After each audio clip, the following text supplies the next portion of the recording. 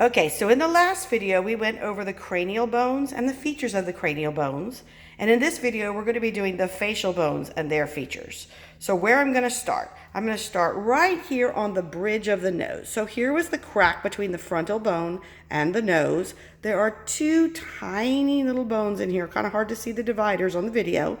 These two innermost bones here are the nasal bones. And they form the last part of the bony part of the nose before we go into the cartilage that would fill up this space. Okay, to the sides of that is one little branch of the next bone. It actually goes to here, forms this side hole, and covers the entire thing from the center here of the upper jaw all the way over to the cheekbone. That is this big bone right here. It is called the maxilla. And there are three features we need to know on the maxilla. The first is the infraorbital foramen, which is this hole right here below the eye socket. Here's the one for the other maxilla bone. You have two of them. The edge where the teeth are inserted is called the alveolar process. And then I've got to turn the skull upside down for a minute so you can see the next part. Notice this is the underside of the maxilla. So the teeth are here and the alveolar processes. Now I'm going to teach you another bone at the same time. These two little bones, you can see a horizontal divider here and a vertical divider. These are called the palatine or palatine bones. You can hear the word palate in there. And so these two parts of the maxilla are called the palatine or palatine processes of the maxilla. Okay. All right, let's go back up to the eye socket. So first we had the two nasal bones in the middle. We have a piece of the maxilla. And then on this inner corner of the eye, there's another tiny bone in each of the two orbits that is called the lacrimal bone. Now, lacrimal refers to tears, and this is where the tears drain through this hole. So the bone that holds this little slide or trough heading towards that hole is the lacrimal bone. Okay.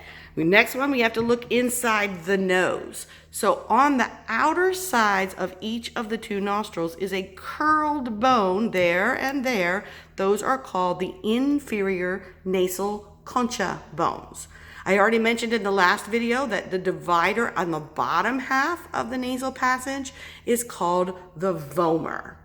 Okay, so that's maxillary. Only one we didn't go over is zygomatic. We mentioned it in the first video. This is the zygomatic bone. It goes from the side of the eye socket down, meets the maxilla over here. And of course, we were already introduced to the temporal process of the zygomatic bone, which joins with the zygomatic process of the temporal bone to make that zygomatic arch.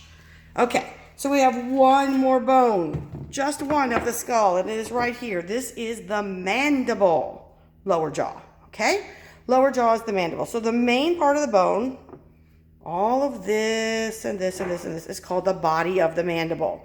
Notice when we get to the back of the mandible, we change direction. We have this corner. This corner is called the angle. Everything that comes up and changes direction and goes vertical, this entire piece right here is called the ramus. All of this.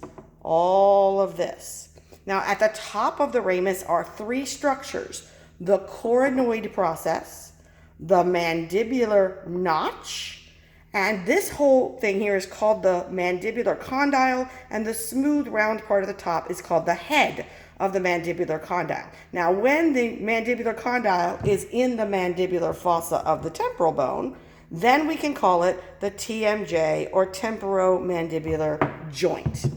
All right, I take that back off because we have two more things to look at. We have holes. So on the front of the mandible, there's a hole here, and there's a hole there. Those are the mental foramen.